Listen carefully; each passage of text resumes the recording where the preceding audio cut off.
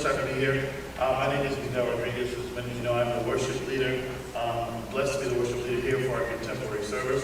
Pastor Tom, along with the rest of our staff, is away at Warren Willis for youth confirmation, right? Youth confirmation. So please keep them in prayer as they're there with our youth, as they decide to become members of our church and take that next step in their faith. So please keep them in their prayer.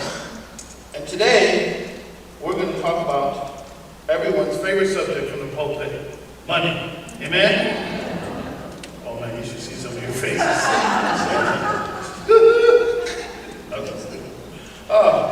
But no, seriously, we're going to talk about what God has to say about money, and we're going to use scripture. Amen? Is it okay if we use some scripture? Is that all right? All right, so we're going to look at scriptures and see what God has to say about money. Because money is the root of all evil, right? Stay tuned.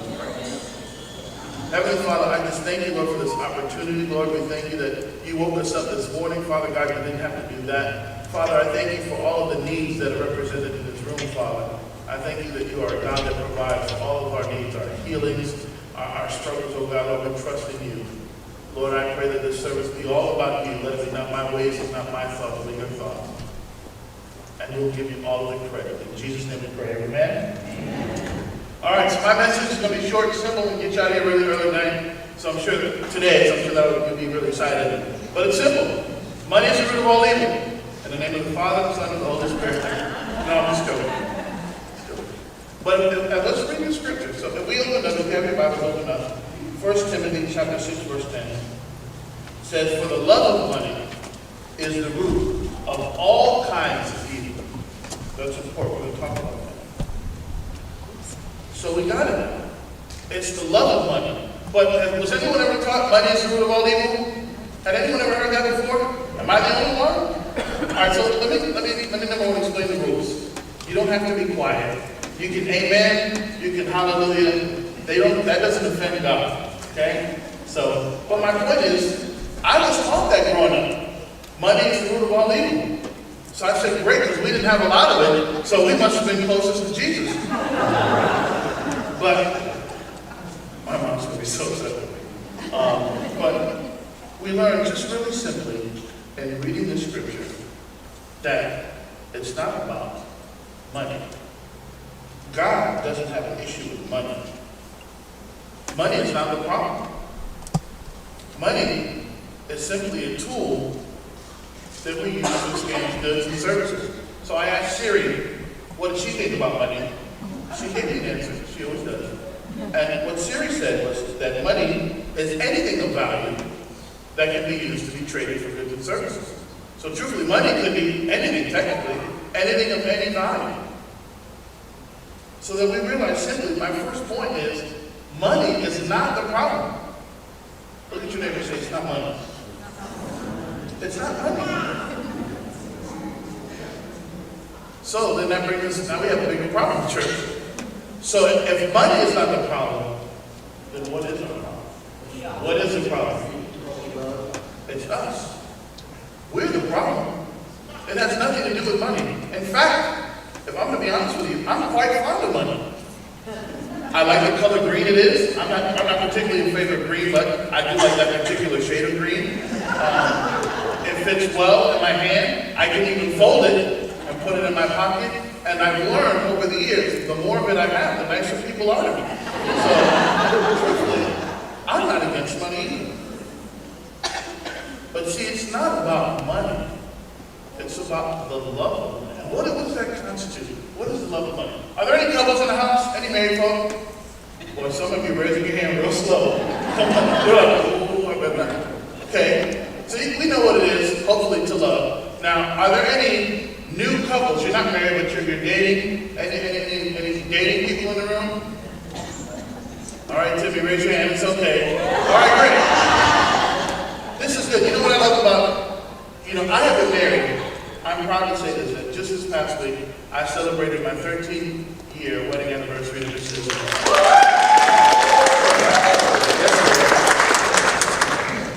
And so we've been married 13 years.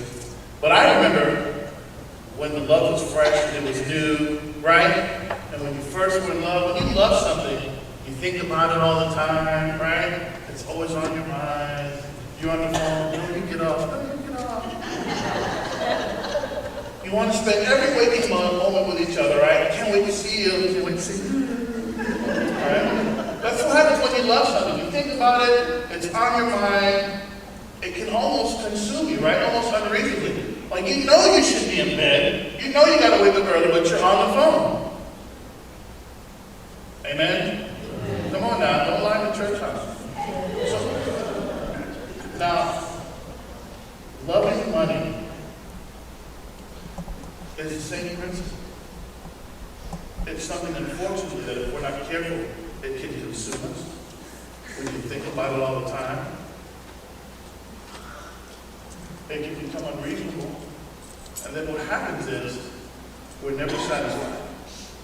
It'll leave you always wanting more.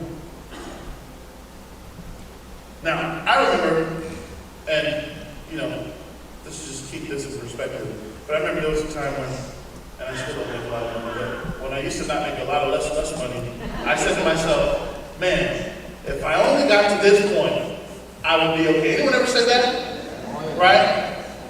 Once I get to this point, I know I'm going to be okay. We got the car note paid, we got the house, we got the light bill. So once I get here, it's smooth sailing, isn't it? Right? I'm not the only one. All right, good. I was feeling lonely. You know what happened? Every time I got to that plateau, Jen, there was another plateau. All right, Miss Susie, now, once we get here, now we're really good, And the love of money makes us always wanting more. But let's keep it real. We do all love money, right? Let's be honest about it. Am I the only one? I'm going to give you a great example. So, this month, if you don't know the Rodriguez family, this is an expensive month for our family. You got Valentine's Day, which is the 14th. You got my wedding anniversary, which is the 17th. And then between those 2 days, I remember, or my wife reminded me of the anniversary of our first date, which was terrible. So then there was that. Then there's a slew of birthdays, one right after another. There's my wife on the 27th, I remember her birthday. Okay? Then it's mine the 1st, which is directly after that. And then Mike is the 2nd. So you can imagine that, February is a pretty broke month in the Rodriguez household. So my mother sends this care package, and she's told Mikey about it. Mikey's super excited. He can't wait. So we get the package. Man, he's opening it up, just ripping stuff up. He sees his shoes, he's excited. He sees all of his gifts, he's super hyped up. But then he sees his card. And let me tell you, when he opened the card, the first thing he couldn't wait to do was to read the heartfelt message his grandmother had given him. No. First thing he did was he opened up and pulled all those green dollars. We all got money, right? When we get the cards, we don't read the cards. We pretend like we're reading it. We're really just counting the dollars in between. And I tell you, Mikey don't be mad with me. But about 30 minutes later, Mikey came and said, Dad, I should read the card, right? I said, yeah, you should really read the card. Well, my point is, loving money in its right context is okay, but if we're not careful, loving money can be dangerous though. Because money has ruined families, it has broken up churches, it has hurt relationships. There's some people that never speak to each other because they owe each other money. So loving money really can be dangerous. Let's look at 1 John 2:15 says, love not the world, neither the things that are in the world. For if any man loves the world, the love of the Father is not in him. Pretty deep. So number one, money's not the problem. Money's okay. Number two, the second point I want to bring up is it really becomes all about our heart. It's not really about money, but it's really about our heart's posture towards God. Because I'm going to be honest with you, if money has your heart, then God does not. Let me say that again. I want you to think about that. If money has your heart, then God does not. Money in itself is not bad. What it is bad is when we elevate it to a place that God never intended it to be in the first place. Money is useful. Money has its place. It has a purpose. Let's be real. We need money, right? I can't go to FBL, without some money, because no matter what I say, they're still going to flip that switch. So we need money. God knows we need money. but it has to be in its proper place. Money cannot have our heart, though. 2 Corinthians 5:7 says, cast down imagination and anything that exalts itself over the knowledge of God, and bring into captivity every thought to the obedience of Christ.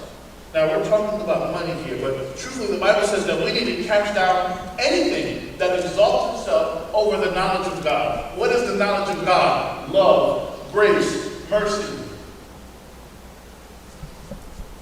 If money has elevated itself over that, then we have a problem, church. So what does that mean? That means if money has a hold on you to where you're no longer generous, you have to look at that. If you cannot be generous because you love money, you need to examine it.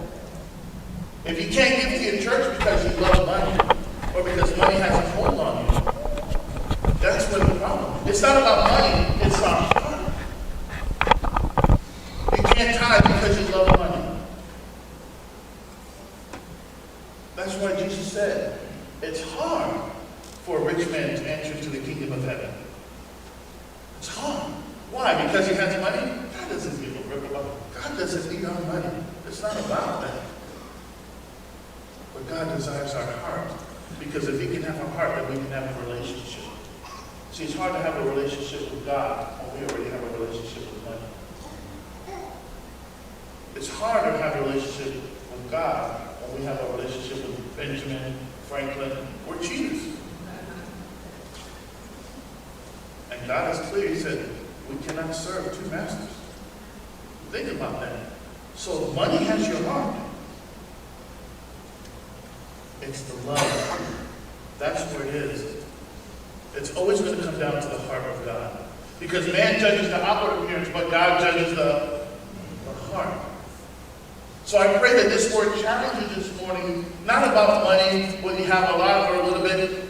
That's on you and God. But what is your heart saying? What is your heart keeping you from doing this morning? See, because what happens is, if we read the verse, we remember it said, for the love of money is the root of all kinds of evil. All kinds.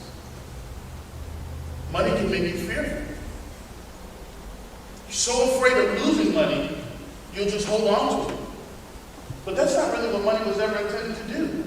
Any financial guys in here, maybe you were in business back in the day, any guys who kind of, any financial guys in here? Well, I'll be honest with you, it's not me. But if there are any business owners in here, or if you're in business, you guys understand money principles, right? Money, you use money. Money goes, money comes, you invest it, it moves, it does something. You never really wanted to sit there, because if you sit in the bank, the interest is so low, it doesn't do really anything for you anyway. So you're always trying to do stuff with your money in order to make the money supposed to move. It has a purpose. Money has a purpose. But what happens is, our love can make us fearful. It can make us afraid. And when it makes us afraid, we become stuck, family. We become afraid to move forward because our love of money. Because we're so afraid. See, when he said that the rich man would not enter into the kingdom of heaven, it wasn't about him having money. It was about the fear of him living without money. That's what it came down to. Fear. We read it in 2 Timothy 1:7. But God has not given us a spirit of fear, but of power, of love, and a sound mind. We see this in the parable of the talents. Everybody remember the parable of the talents? There were the three guys. One guy had 5 talents. One guy had 3 talents. One guy had 1. The guys who had the 5 and 3, they did right. They invested, they did their master's thing. But the Bible says that the guy with 1 talent was so afraid. He was so afraid of his master. You know what he did with his talent? He buried it. He buried his 1 blessing. The only blessing he did have, he buried it. He was so fearful because of his love of that thing was so important to him. It was so meaningful. It meant more than his master that he would bury it. And yes, when the master came back and said, here's the one thing that you gave me. And the Bible says the master called him a worthless servant. He said, man, you didn't do anything with what I gave you. Let's see money. The money I gave you, you didn't do anything with it. You didn't invest it. You didn't give it. You didn't bless anyone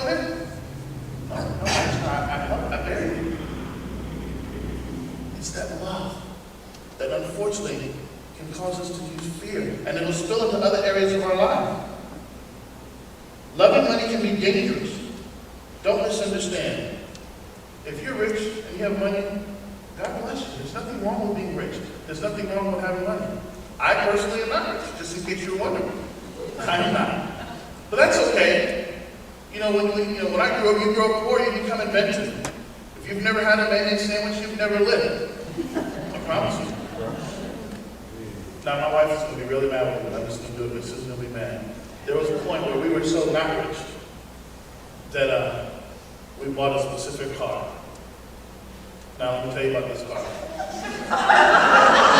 Now, all of my men in the room, every once in a while, your wife will come to you with a problem, and we just have to fix it. Amen? Any dads in the room? Husbands, you just got to fix it. We needed another car, and I just needed to fix it. So, I bought a car, and it was a 1970 Buick Roadmaster. Amberly, help me out. There it is. But I'm being honest, that was generous. My car did not look like that. Amberly, can you show me what my car really looked like, please, Amberly? There she is. That car was affectionately known in my family as the yucky car. It was so disgusting. It was so nasty. It smelled bad. I constantly broke down because the fuel gauge didn't work. I did pay $100, but this is not true. I bought this car from some Russians. I don't know how God gives me these stories, but it's 100% true. So I got this Russian guy, and he was like, "Do you want to buy a car?" I said, "Yeah, man, I want to buy a car." He said, "Well, I have a car." And I said, "How much money do you have?" I said, "I got $100. He said, "I sell you for $100. He said, "Then you pay me $100 each month after that." I said, "Well, dog, how many months?" He said, 10 months, $1,000.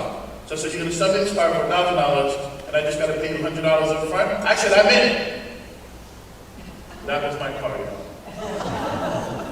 That was you remember that car? And then what was cool about it was in the back seat, there was a seat that you could turn around and face the outside, which my kids loved that. So they would sit in the way, I don't know if you guys remember that, but they would sit the outside and they could look out of the trunk. It was the most disgusting car. Oh, it also had many bloodstains. I didn't ask questions. I was just grateful for the $100 price. My point is this. Yeah. Well, wait, no, I think that was BC powder, but I'm not sure. You guys are laughing. This is a true story. The young guy. My point is, we were poor then. But to God, it doesn't matter whether you're rich or you're poor. Hey man, if you're rich and you have money, God bless you. Be generous. If you're poor and you don't have a lot of money, be generous. But it doesn't matter to God. I'll pray with you. So he says it's hard for a rich man to enter the kingdom of heaven. God doesn't care if you're rich or poor. Anybody remember the story of the lady with the 2 pennies? And actually, biblically, it's 2 mites, but has anyone ever seen a mite song? I don't know if I've ever seen a mite. So this is old divorced lady. They're in the temple. And all of these Pharisee leaders are given large sums of money. And here comes this lady with 2 pennies, and she gives it. And the Bible says, while they gave out of their abundance, she gave out of all she had. And God blessed her more than anyone else. Because what she said, Father God, what I have, I'll give to you. Father God, I may not have much, but the little bit that I do have, oh God, I'm going to give it to you. Father, you may not have allowed me to be rich, but Father, what I do have, the little I do have, what you have given me, whether it's 1 talent, 3 talents, 5 talents, what you have given me, Father, I will sow back into your kingdom. Father, whatever I do have, I'll give it. This brings up my last point. See, money promises, but God provides. Amen? Money promises, but it is God that provides. You realize, number 1, that money is not bad. God doesn't care about money. Number 2, it's about the heart. Number 3, it is God that provides. We need to get a hold of that. See, because once you realize that it is God that provides, once you realize the only reason you have it is because He has given it, the only reason you have any two nickels to rub together is because he's faithful. Then you have no problem in giving it.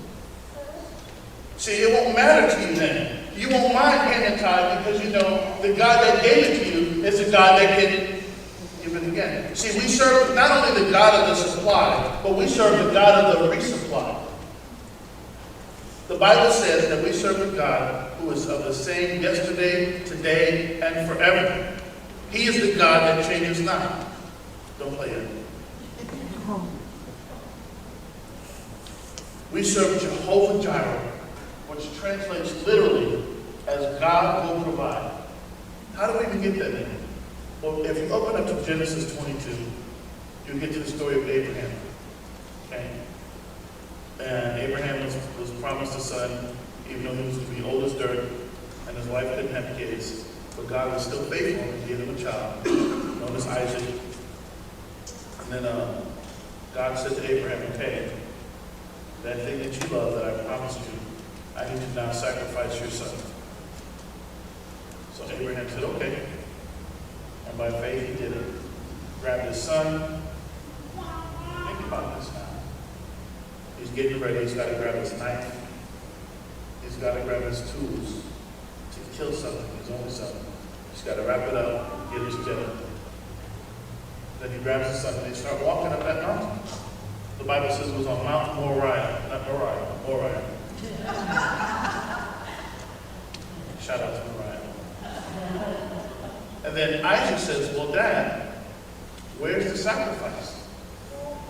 And Abraham says, God will provide. So they continue to walk up the mountain, and they get to the place where God told them to be. The Bible says he builds an altar. He puts his son on it, and he's getting ready to kill his son. He's getting ready to kill what God had promised him. Why would he do that? Because he knew that the God who gave him his son is the God that could resurrect his son. He knew that what God had given him, God could re-give and re-give and re-give. So the Bible says that Abraham called that place where he set that little altar, God will provide. That's where we get the name Jehovah Jireh from, which translates from the King James as Yahweh Jireh. But what's interesting to me is he did not say God did provide, but God will provide, which means that God is in the business of providing.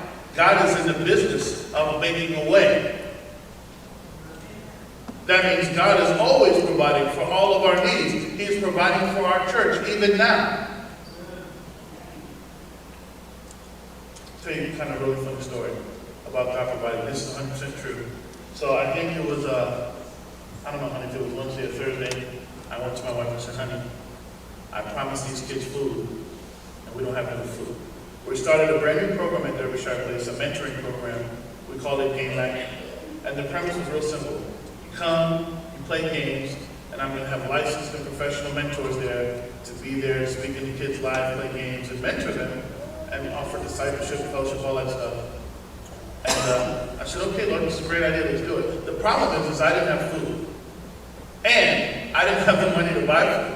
I didn't have the budget to buy food. You know, all I had was Fifth Third Bank down the street, and I wasn't going to tell that to Susie. So I said to my wife, honey, what do we do? And she said, why don't you just do snacky foods?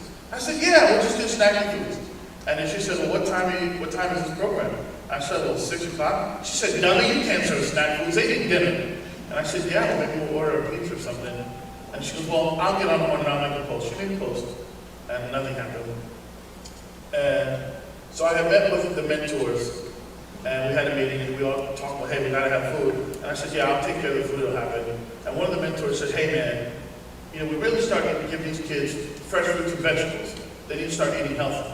So I said, okay. So in the back of my mind, I said, sweet Lord, God, fruits and vegetables are expensive. I don't have that money. I said, well, Lord, you're going to provide, so I'm just going to deal with it. We'll figure it out.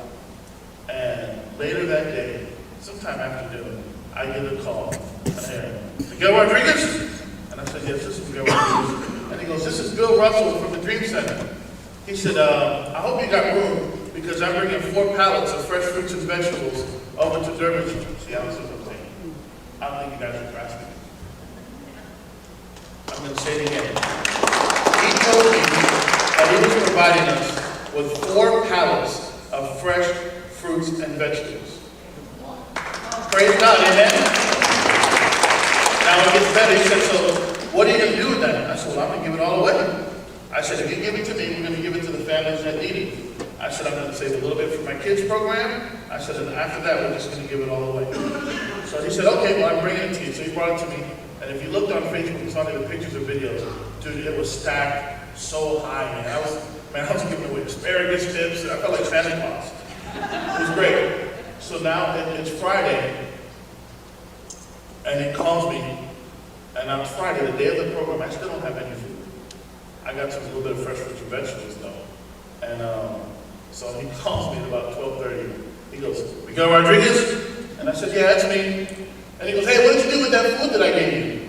I said, I already told you I gave it all away. He said, great, because I got this big shipment of Little Caesars pizzas coming. See, because you cannot outgive God. Give God an offer. You cannot outgive God. See, so once you understand money in its right perspective, once you understand that the God that if you gave it, he could re-give it and re-give it, and it wasn't yours to begin with. See, he says all the cattle on the hill belong to the Lord, and everything in the world is mine. So once you realize that it wasn't yours anyway, then it frees you to be generous. Then money is in its proper perspective. It was never yours. It all belongs to God. Abraham realized that. It's never going to be about having money or not having money, rich, poor, do what you do.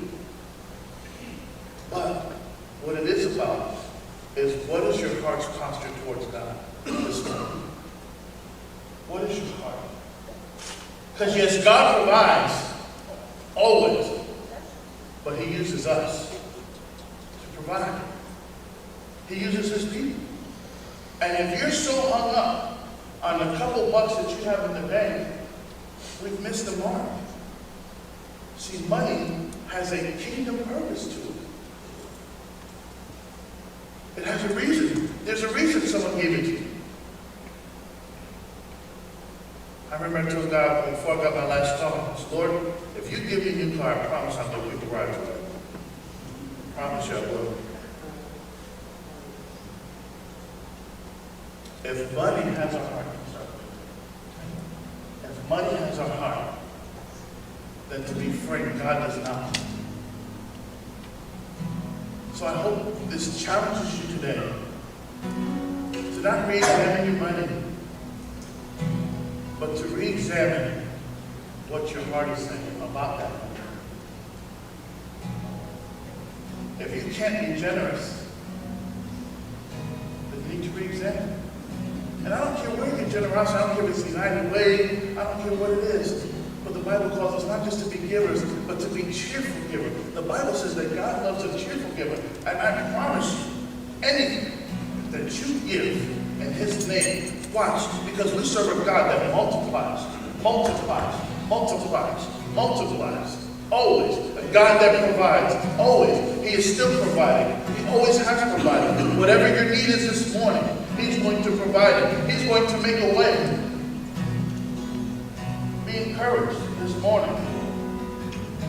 I know some people are worried about our church, but I'm telling you, we serve Jehovah Jireh, the God that will provide. And yes, he'll use us to do it.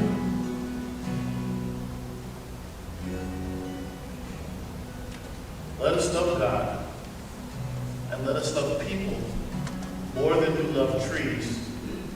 We'll really have his vision, the way he intended it from the beginning, when he said, on earth as it is in heaven.